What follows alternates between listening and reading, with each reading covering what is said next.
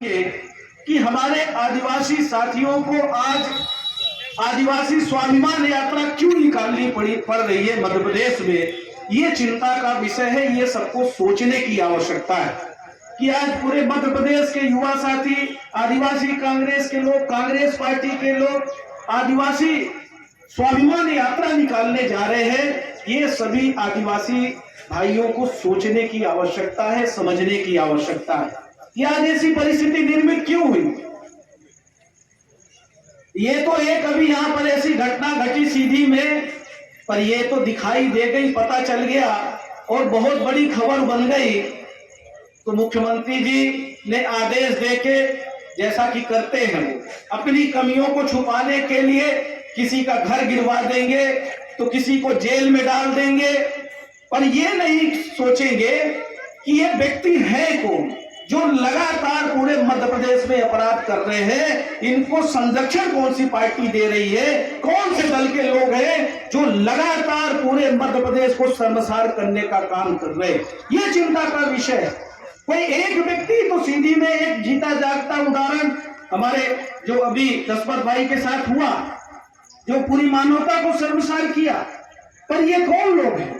सारे के सारे भारतीय जनता पार्टी के लोग मिलेंगे। आए दिन हर जिले में अपराध घट रहा है। सीधी जिले में भी हमारे दलित भाइयों के साथ लगातार घटनाएं घटित हुई है, आदिवासियों के साथ घटनाएं घटित हुई है, और ऐसे ही पूरे मध्य प्रदेश में घटनाएं घट रही है। और मुख्यमंत्री जी पांव धोते हैं। अभिनय करने में तो मास्टर है भाई, वो एक्टिंग करने में बहुत बड़े मास्टर हैं, और हम भी इतने सहज सरल हैं कि उनके अभिनय को हम लोग जो है ना अपने उसमें ले लेते हैं कि यार देखो क्या किया उसने। पर किसके किसके पैर धोएंगे? एक तो अपराध किया नहीं आपने, आप तो लाखों लोगों के अपराधी हो मध्य प्रदेश में। हमारे शिक्षित बेरोजगारों का, जो अनुसूचित जाति जनजाति के नौजवान है, 18 सालों में आपने कोई सरकारी भर्तियां नहीं की। कई लोगों ने फांसी लगा ली, कई लोग कुंठित भावना में चले गए, घर में बैठ गए, उनका भविष्य खराब करने का काम किया। उसके लिए क्या मुख्यमंत्री कितने हमारे शिक्षित बेरोजगारों का, अनुसूचित जाति जनजाति के हो या पिछड़ा वर्ग के लोग हो, सामान्य वर्ग के लोगों, कितने लोगों के पैर धो गया मुख्यमंत्री जी? पूरे भारतीय जनता पार्टी के नेता अपराधी है। ये सोचने और समझने की आवश्यकता है कि किस तरह से हम लोगों को मिले हुए अधिकारों को इन्होंने छीनने का काम किया। आज स्कूलों में शिक्षक नहीं है।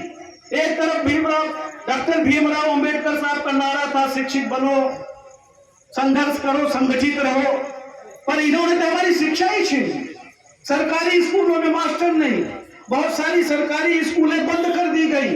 एकीकृत शाला के तहत सरकारी स्कूलों में किनके बच्चे पढ़ते थे? अनुसूचित जाति जनजाति के बच्चे पढ़ते थे, किसानों के बच्चे पढ़ते थे, पिछड़ा वर्ग के बच्चे पढ़ते थे। आज ये स्थिति क्यों पैदा हुई? आप किसके किसके पैर धोगे? आपने तो नौनिहालों का भी भविष्य चौपट किया, आपने शिक्षित बेरोजगारों का भविष्य चौपट किया, आपने किसानों का भविष्य चौपट किया, और आपने तो जल जंगल और जमीन के जो संरक्षक हैं, जो हमारी जल और जंगल की और जमीन की रक्षा करते हैं, आपने उनका भी भविष्य चौपट करने का काम किया। एक तरफ हमारी कांग्रेस की सरकार थी, 5-5 एकड़ का बंटन का जो पट्टा था दिया था, 10-10 एकड़ जो जितने में काबिज था, कांग्रेस सरकार ने, यही स्वर्गीय श्रीमती इंदिरा गांधी जी, आदरणीय अर्जुन सिंह जी, पूजनीय पिताजी लोग उस समय थे सरकार में, और उस समय जो जितने में आदिवासी काबिज था उसको उतने का पट्टा देने का काम किया था। अभी यहीं पे पर्ची मिली है, कोई एक आदिवासी साथी ने पर्ची दिया कि हमारी जो बंटन की भूमि थी उसका पट्टा निरस्त कर दिया। ये एक नहीं, पूरे प्रदेश में, जैसा कि विक्रांत भाई बोल रहे थे, हजारों एकड़ जमीन आदिवासी भाइयों से छीनने का काम किया है, जिसका अधिकार कांग्रेस सरकार ने, कांग्रेस पार्टी ने आपको दिया था, उसको छीनने का काम भारतीय जनता पार्टी की सरकार ने किया है। शिक्षा आपसे छीन लिया, आपसे रोजगार छीन लिया, आरक्षण एक तरह से खत्म कर दिया, आपसे जो आवंटन, आपको जो जमीनें मिली हुई है वो छीनने का काम कर रहे हैं।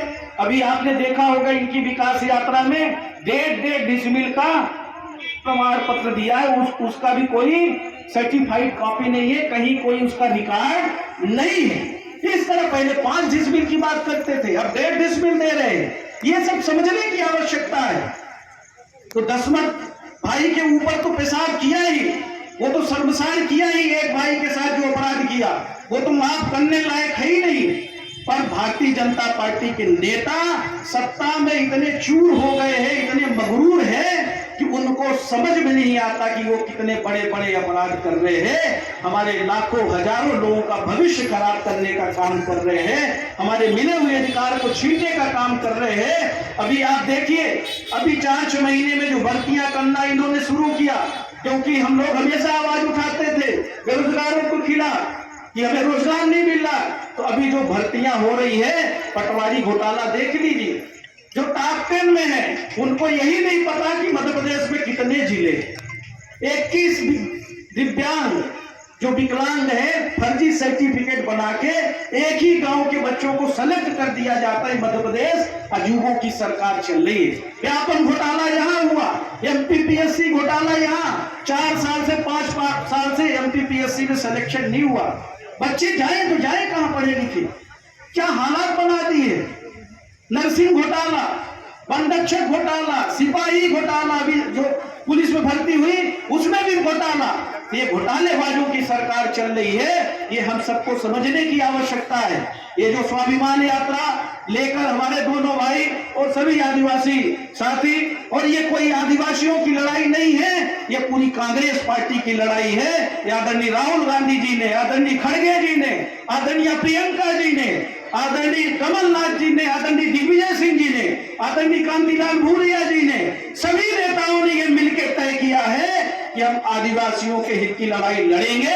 ये कांग्रेस पार्टी की लड़ाई है और जिसका नेतृत्व हमारे आदिवासी साथी कर रहे हैं, और हम सब इनके साथ हैं इनकी लड़ाई में। और आगे भी जहां हम लोगों को समय मिलेगा, विक्रांत भाई, आपकी यात्रा में हम लोग शामिल होंगे, आपकी यात्रा में शामिल होंगे। आप अपना रूट चार्ट बना के दे दीजिए और पूरे विधानसभा क्षेत्र 36 विधानसभा क्षेत्र का आप रूट चार्ट फाइनल करके, हम सबके पास भी जानकारी रहना चाहिए, हम सब साथ हैं और कांग्रेस पार्टी ने अधिकार देने का काम किया। अगर आज यहाँ पर एक महापौर के रूप में बैठे हैं, एक जिला पंचायत अध्यक्ष के रूप में बैठे हैं, कई जिला पंचायत सदस्य है, कई सरपंच है, ये अगर राजीव गांधी जी 73वां 74वां संशोधन विधेयक लेके नहीं आते तो आज हमारा ये आदिवासी भाई, चाहे फिर अनुसूचित जाति का हो, जनजाति का हो, वो इस तरह से उनको प्रतिनिधित्व कभी नहीं मिलता। ये भी ये छीन लेते, जैसा कि पिछड़ों का तो छीन लिया, अब आपका ही नंबर है। अगर हम लड़ेंगे नहीं तो हमारे सारे अधिकार छीनते जाएंगे एक एक करके। अगर आज आरक्षण है, जिला पंचायत का वार्डों में आरक्षण है, जनपद में श्यामवती बेट, ये पहले एक भी व्यक्ति कोई एक गांव में होता था सामान्य वर्ग का, तो वो बन जाता था सरपंच, वही बनता था जनपद अध्यक्ष। तो कांग्रेस पार्टी ने अधिकार दिया कि सभी वर्गों को अधिकार मिलना चाहिए। तो दुर्भाग्य है, हमारे बीच में कुछ ऐसे लोग काम कर रहे हैं। एक आज हमसे गोंडवाना समाज के वरिष्ठ नेता मिलने आए थे, हमारे साथ आए, सीधी तक बोले वहां मत लेके जाइए, आएंगे, वो भी बहुत जल्दी शामिल होने वाले, दूसरे जिले के थे। और वो बता रहे, दुख प्रकट कर रहे थे कि हम लोगों ने अपना भविष्य चौपट कर दिया, हम लोगों ने गलत डायरेक्शन देके हमने कहीं ना कहीं कांग्रेस पार्टी का वोट काटा, और जिसकी वजह से भारतीय जनता पार्टी की सरकार इतने वर्षों से सत्ता में है। और यहां भी अगर हम चुनाव हारे हैं तो उसके पीछे बहुत बड़ा कारण है।